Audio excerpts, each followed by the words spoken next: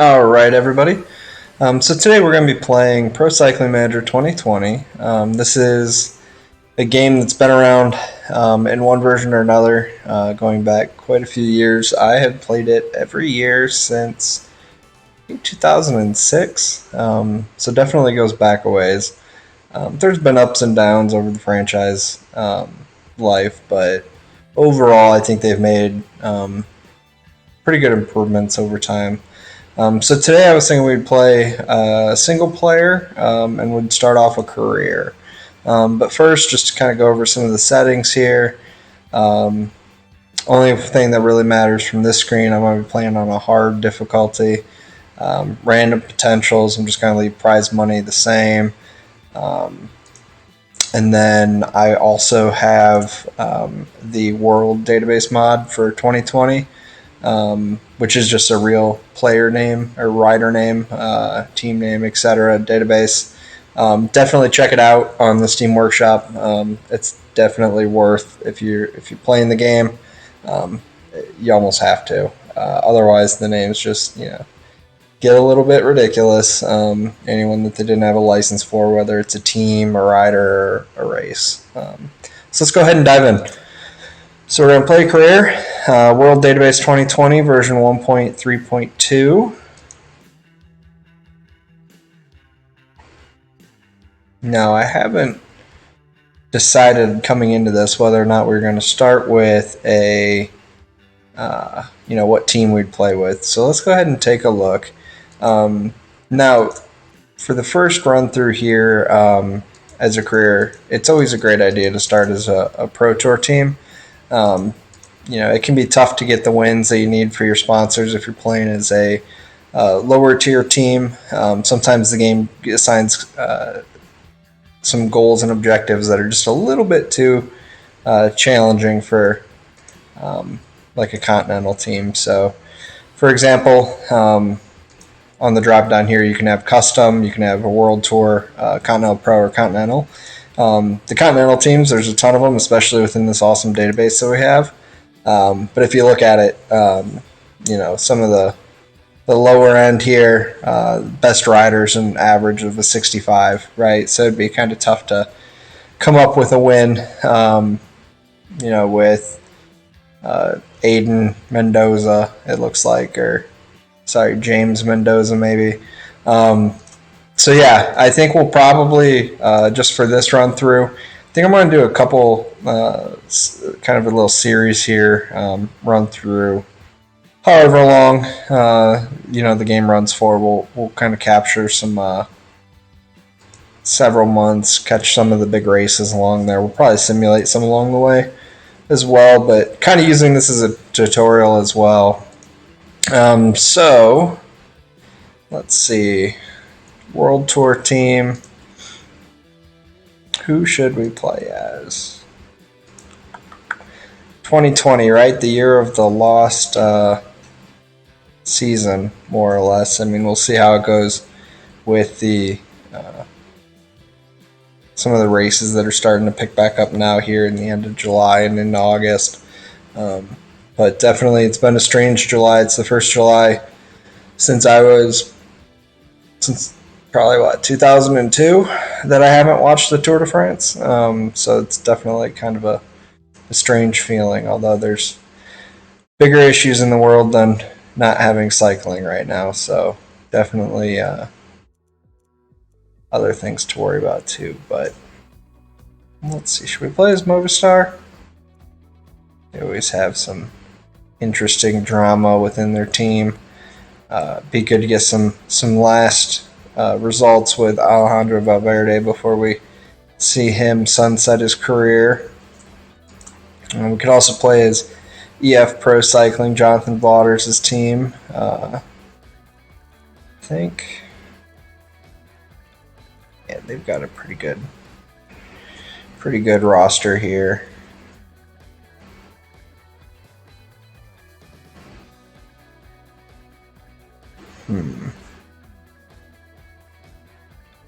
Let's see. What do you guys think in the stream? What would you guys recommend?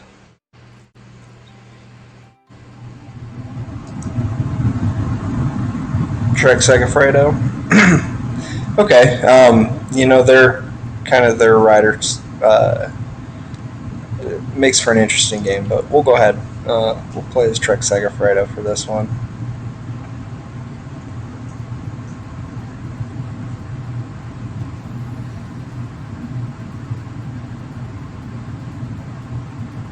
So since the 2020 version of the game came out, I haven't had a chance to really play through the career mode very much, but I know they've made some changes to the rider morale, and then also the way that that plays into the contracts and then their daily performance. So it'd be interesting to see how that impacts the game as a whole.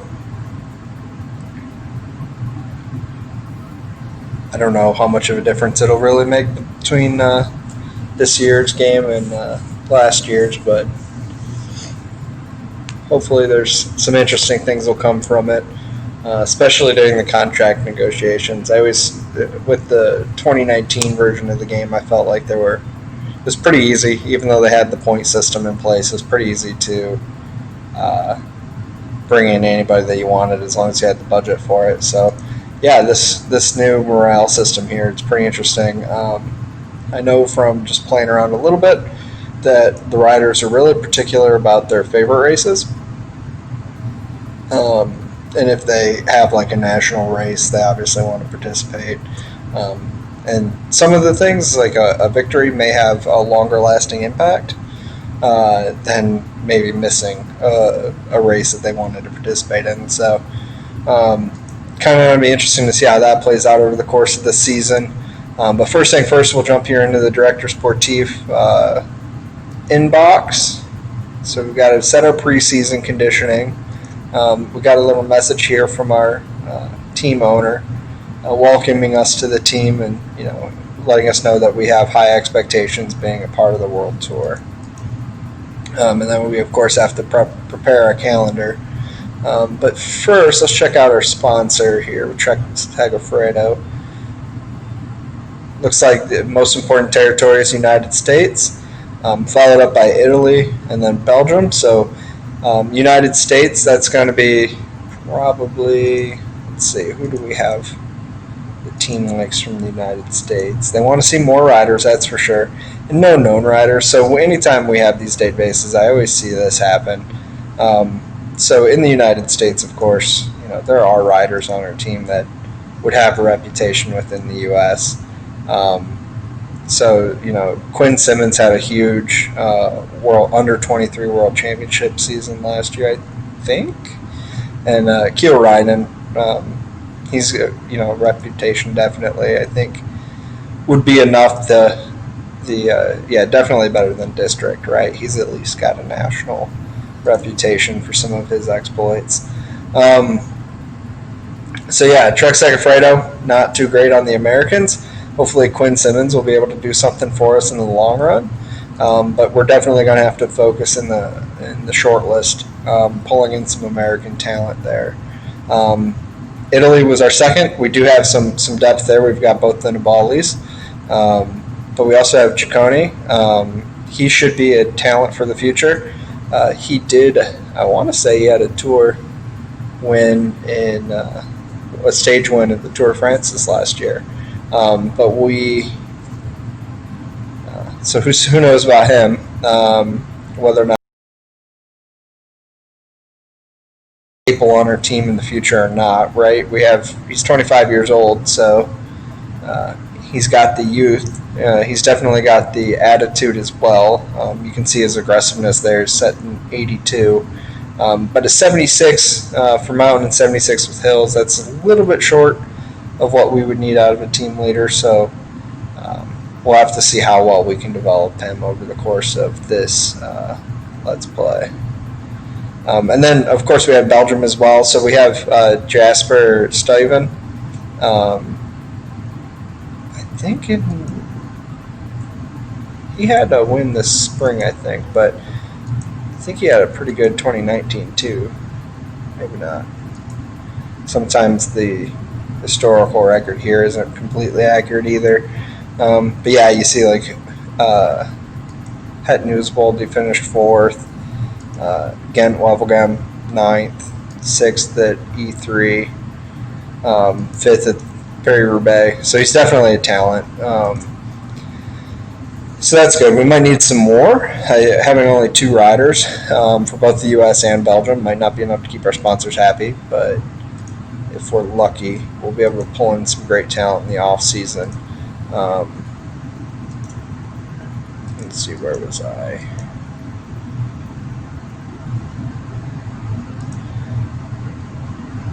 There we go. So, riders, they're obviously very happy with Vicenza Nibali. Enough riders coming from Italy. He's definitely a big enough name from Italy. Belgium, they're happy with the number of riders, so 2 is enough for Trek-Segafredo. But we'll have to get a couple more from the U.S., and we'll have to try to work on somebody's reputation, get him some wins. So the important goals for the season, let's look at it through the date. So Strade Bianchi, they want us to win, so that's going to be a challenge. It being a 3-star goal, that actually might be a little bit challenging to do, but we'll see what we can come up with. Tirreno Adriatico, Nibali, I think we'll send him with that goal in mind. Milan Sanremo, top 3, and it being our top goal of the season. That makes me worried just a little bit. I don't think we really have. Yeah. Matteo Moschetti, I think, is our best sprinter. 77 and 77 with the 66 hill stat. I don't know how well he'll do at Milan Sanremo. We might have to go for the outlier with somebody like Jasper Stuyven or Mads Peterson, and go for the outlier win, or at least top 3 there, because don't think Moschetti is going to be quite good enough yet. But he is only 23. Maybe we'll get lucky and see him progress a little bit before the beginning of that season. So, or before we get to Milan Sanremo. So, okay. So now we got to set our objectives, right? We know at least for the first part of the season, our goal is going to be for Milan Sanremo and Tirreno Adriatico. So Nibali, we're going to send him there as the leader, no doubt there. We didn't see yet. Let's look. So the Giro, they want top 3. National Championships, they want us to win. They're only looking for stage wins at the Tour and top 5 at Lombardia. So I think what we'll do is we'll probably kind of stick true to form of the last few years. I'm not going to have Nibali target the Tour. We're going to send him in as the leader for the Giro. And actually even let's bump him down and go for the Lombardia win instead of having him run for another Grand Tour. Stuyven, we're going to go for Paris-Roubaix as our target. Mads Peterson, we'll leave him at the Ronde.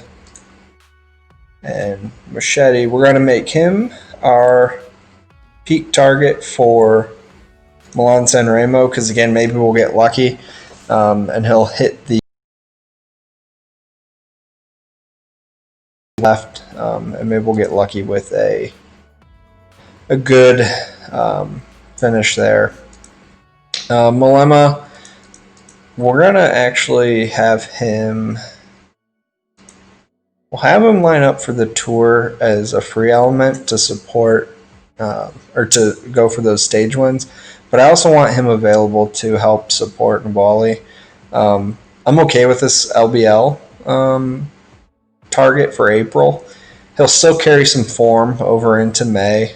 So I do think I'm going to have him run the Giro as well. And then we'll have him line up for the Vuelta just to get us a result. Okay. Not really going to screw around here too much. Do we have anybody on the team that's really? I think the big place to help out here with that is more cobbles, right? So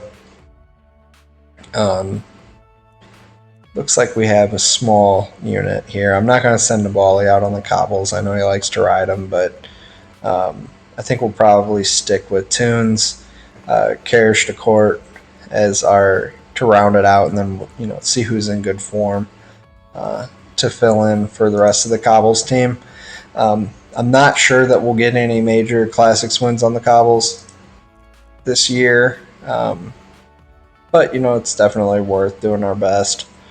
So let's come over to objectives again. And we're going to go to Stuyven's teammates. And let's just make sure that we have... We definitely don't want Richie Porte there. We want Richie Porte to ride with...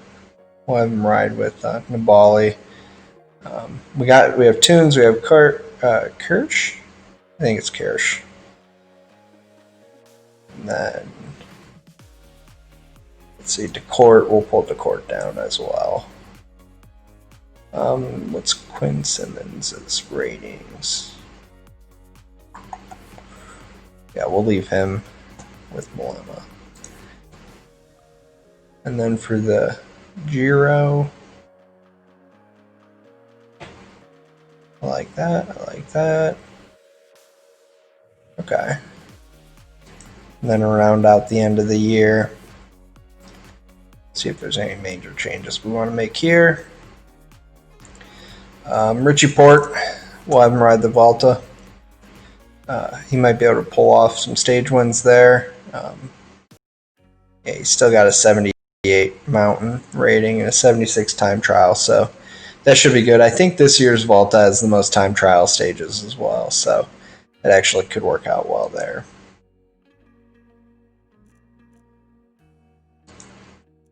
Just take a quick peek at our contracts. So we do have quite a few people coming off contract, including Stuyven. We'll see who's available. That $92,000 a month salary or euro a month salary, that's a little hefty for somebody that's going to win us, that's targeting 3 or 5 races a year for us. He doesn't really have the stats anywhere else to pull off a lot of victories outside of cobbled races, unlike somebody else that focuses on the cobbles but has a lot of strengths in other places. So I don't know that we'll keep him on.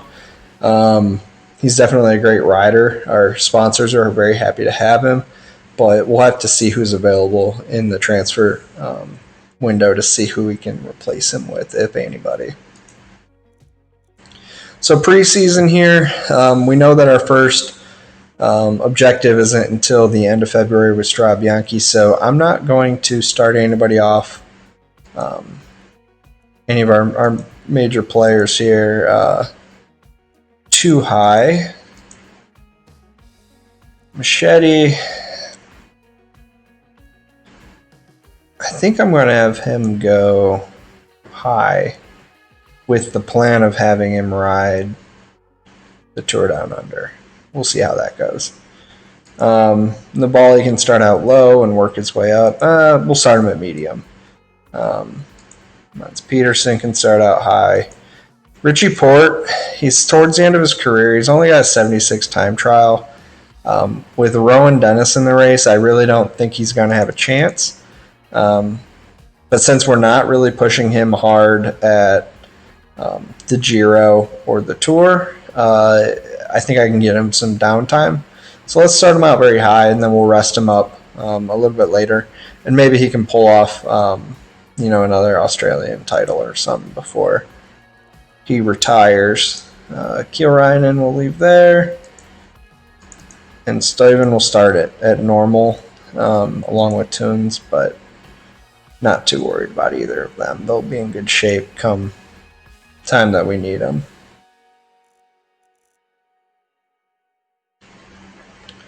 Okay, so we have our objectives done, our preseason's set. We can't go to planner yet. We'll wait until look at planner until we look at the calendar. We need to set up our squad a little bit more. So trainers, this is always a problem. I mean, let's just look how many we have here. We have three trainers, one of which is a legendary, nobody assigned. Everybody that's assigned looks like they're assigned to a modern trainer. So that's probably not ideal. If we kept that riding throughout the season, we'd burn a lot of money that we otherwise wouldn't need to burn there. Won't let us sort on modern. So we have 1, 2, 3, 4, 5, 6, 7, 8, 9, 10, 11 modern riders identified. So we really only need 2. So we'll go ahead and we'll release one of our trainers there. Gregory Rost, international level developer, traditional.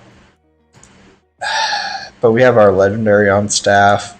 I don't think we need 3, and I'm a big fan of Popovich, so we're going to drop Ross there. Okay. Groundbreaking, he's really not. I don't want a regional guy. We're top tier here. All about the marginal gains. So we're going to go ahead and add a new trainer in for our groundbreaking.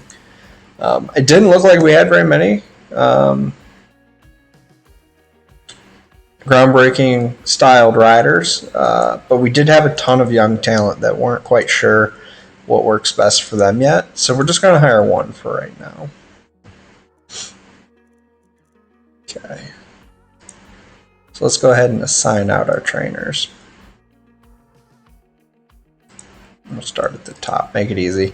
I like to do this once a season. At the beginning, I just run through everybody and make sure everything looks squared away on them. As far as the trainers go, so he's good to go as let's see, Julian Bernard. Ooh, I like that. Aggressive, very aggressive, definitely a fighter. Even though he's only 72 at each, I think we can probably get in some smaller races. That should be enough to get us a few early jerseys. So we're going to go ahead and leave him at climber.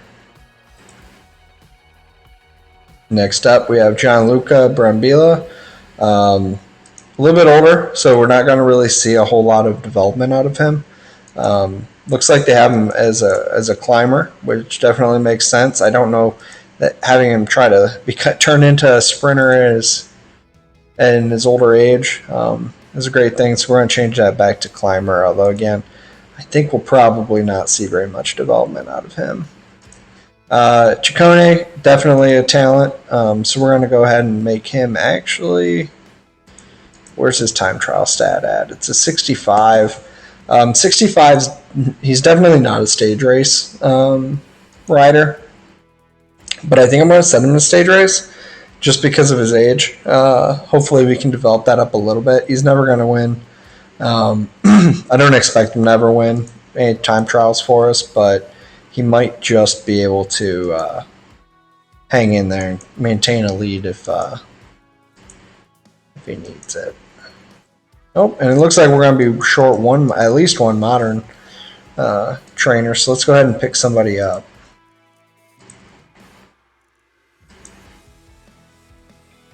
Looks like Daniel Sanchez is our top choice there, so we've picked him up. Let's get back over here, sort by name.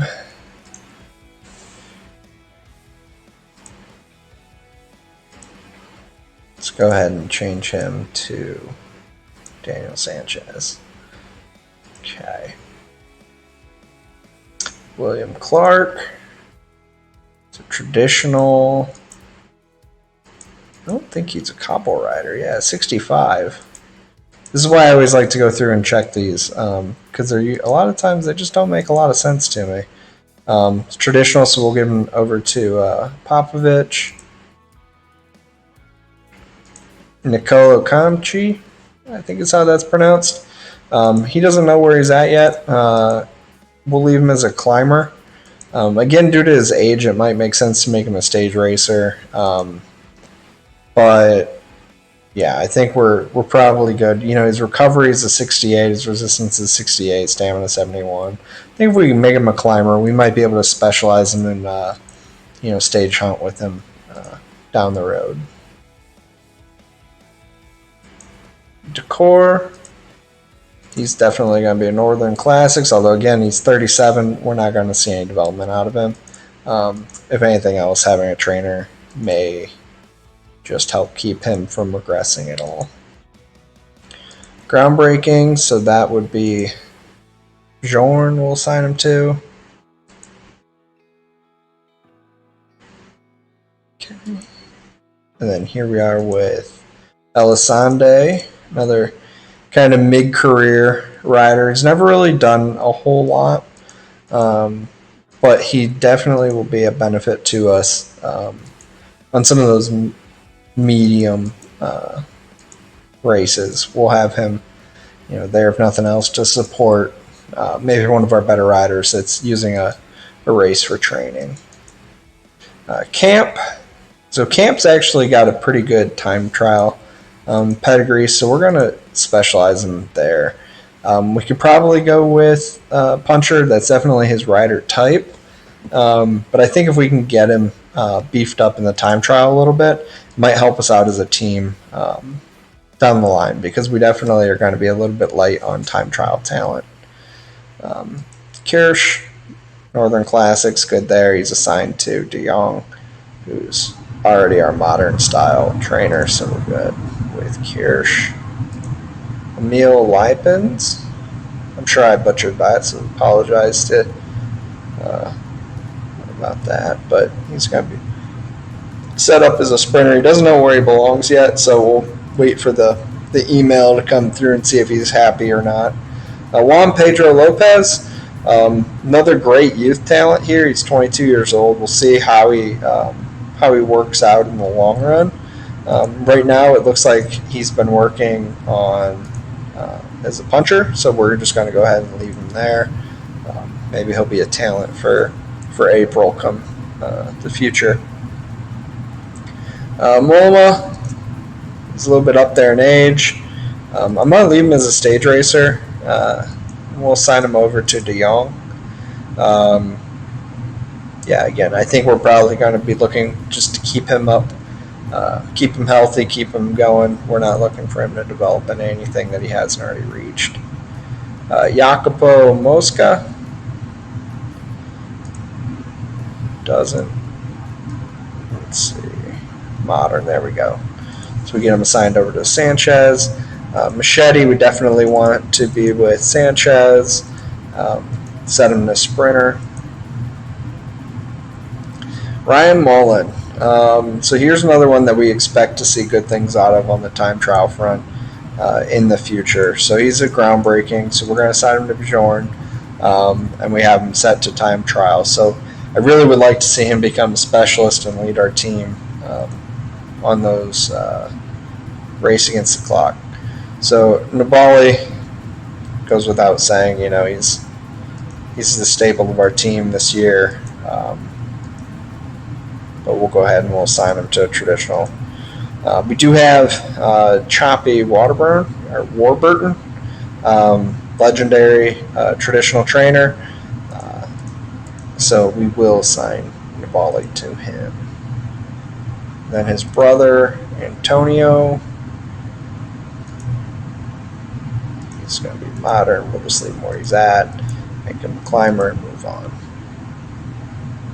Mods. So I in this game, I just never find myself assigning anybody to a border, the fighter, right? I've never found that to win a stage for me. It definitely will help make them better in combination with the other skills, but I don't think by itself it's enough to really do anything.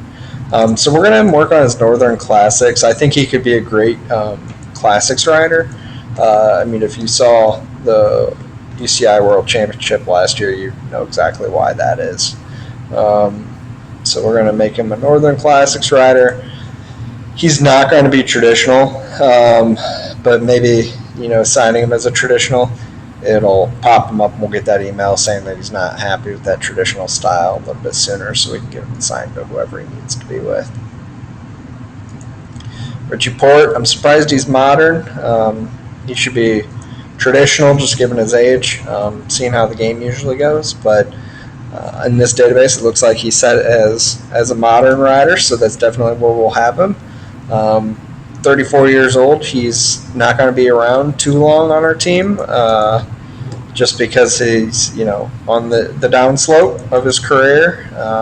But hopefully, working well with Daniel Sanchez, he'll get some good results.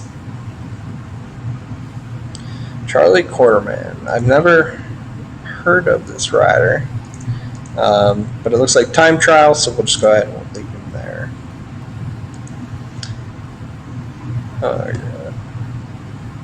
Kyurainen, we're not going to change anything too much here. We'll make him a sprinter, but we'll leave him assigned to Slongo.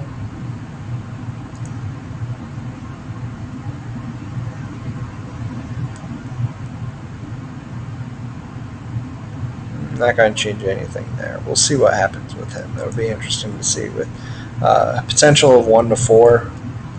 I don't think we're really going to see a lot of movement, but you never know.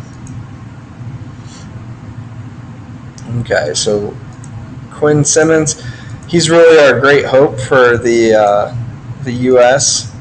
Part of the team, at least for this year, until we hit the contract or the transfer window. So we're definitely going to want to make sure he's with a good trainer. I'm going to line him up to start with the traditional trainer just because we have the space. No, we'll move him over to Bjorn for groundbreaking. 18 years old, he's probably not going to be a traditional style rider, but you never do know. Tom. All right. Tom's is another one of those riders, kind of like Mads Peterson, right? He can do a little bit of anything if you get in the right situation. Again, I'm not going to set him to be that fighter rider type. I'm going to leave him at Northern Classic, but we'll just kind of watch him and see what we can make happen throughout the season. Jasper's already aligned to that, although time trial seems a little strange. He's only a 74 in the hills, so I'm actually going to send him to puncher. It might be better to double down on Northern Classic and get him from 80 to a top tier, but I think moving him into puncher might give him a chance to contend a little bit more for like the Tour of Flanders.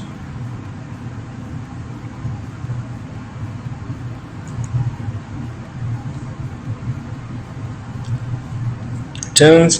Tunes is going to be a sprinter. We definitely know that.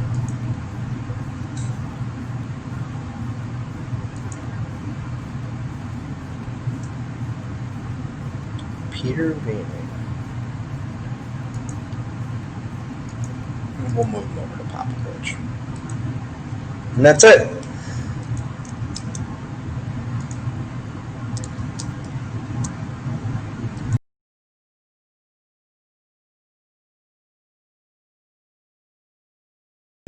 Alright, so now we have our trainers aligned for our riders. Everybody should be lined up with somebody good. We've got the training access aligned where we want it to be. Staff is good. We've got our objectives laid out for the riders. We can't change the planner yet because it's the first day of the season. We need to move on to at least the second day. Check out our equipment sponsors. So obviously Trek is going to be our frame sponsor. Great quality time trial equipment. Hard to beat for the cobbles with the Domain. The Madone, I'm a little surprised, is rated this poorly. So we're definitely going to want to have them redesign the Madone concept. We really want to see a higher lightness rating there. Disappointed in your Trek. Step it up. Bontrager is going to be our wheel sponsor. Kind of the same story here. We have some great options for comfort, and we have some great aerodynamic options as well for the flats and for our time trials. But this lightness just isn't quite up to speed. And if we're going to get back to The Trek sponsored teams of the 90s and the 2000s and get some major Grand Tour victories out of them. We're going to have to work on those, especially because the game doesn't allow us to implement any PEDs. So let's see. Squad's good to go. I think that's a lot of the prep work that we're going to do. For this run through, I think that's going to be it for this video. We do have to set up the planner, get some of our roster lineup set up, make sure that we align everything with each of the riders' favored races. We want to make sure that we don't miss anything. So again, Nibali, he's going to be a little bit upset that we're not sending him to the Tour this year, but we're going to get him that Giro victory, so he'll be all right. And then we're sending him to Lombardy at the end of the season. But while I go through and I set up our planner and make sure everything lines up with our riders' desires and everything else, we're going to go ahead and do that offline. So I'm going to go ahead and end this video, but I hope you enjoyed it. I know we didn't get to any riding, but it should be a good introduction to what hopefully will be a long and interesting career here. So subscribe to the channel and stick around for more content. If you guys like this, we'll keep this series going, and talk to you later.